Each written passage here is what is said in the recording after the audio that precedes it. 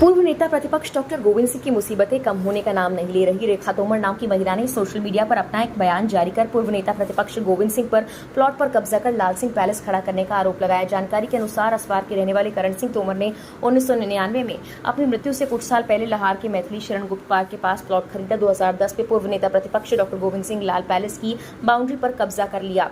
लगातार कई वर्षों तक कोर्ट में लड़ाई चली। इसके बाद कोर्ट ने करण सिंह तोमर की बेवा रजनी तोमर और उसकी बेटी रेखा तोमर को जायज उत्तराधिकारी माना, जिससे प्लॉट का नामांतरण तो हो गया, लेकिन सीमांकन का आदेश जारी होने के उपरांत पीड़िता ने प्रशासन पर तारीख देते जाने का आरोप लगाया, लेकिन सीमांकन नहीं होने के चलते पीड़ित महिला को कब्जा नहीं मिल पा रहा है।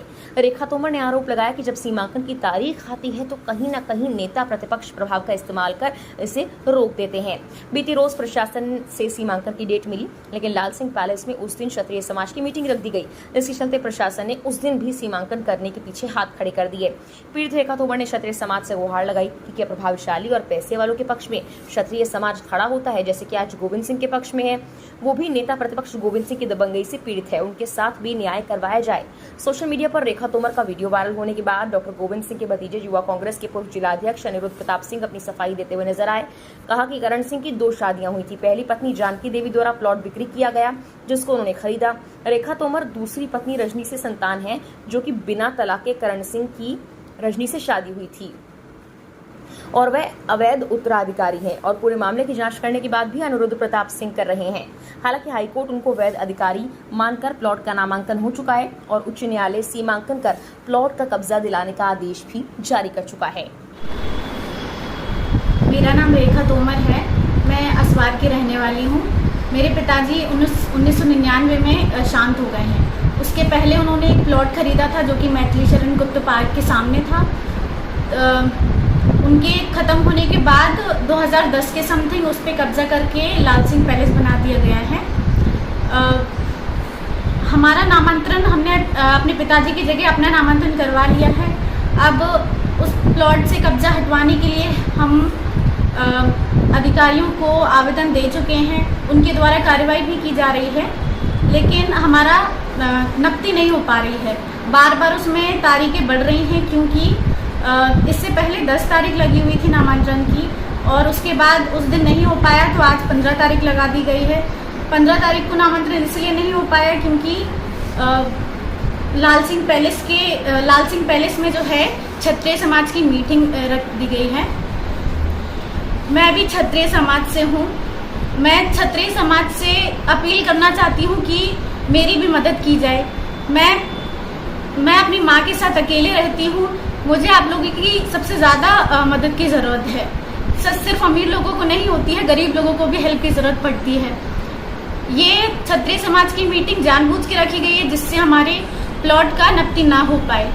हमारा प्लॉट दिलवाया जाए। अगर प्लॉट है हमारा तो हमें मिल जाएगा, नहीं होगा तो फिर हम अपनी संतुष्टि लेके अपने घर बैठ जाएंगे।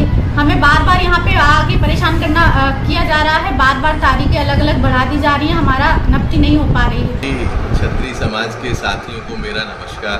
साथियों, कल मैंने एक सोशल मीडिया पे एक वीडियो वायरल हो रहा है, उसके संबंध में मुझे आप सबसे चर्चा करनी थी।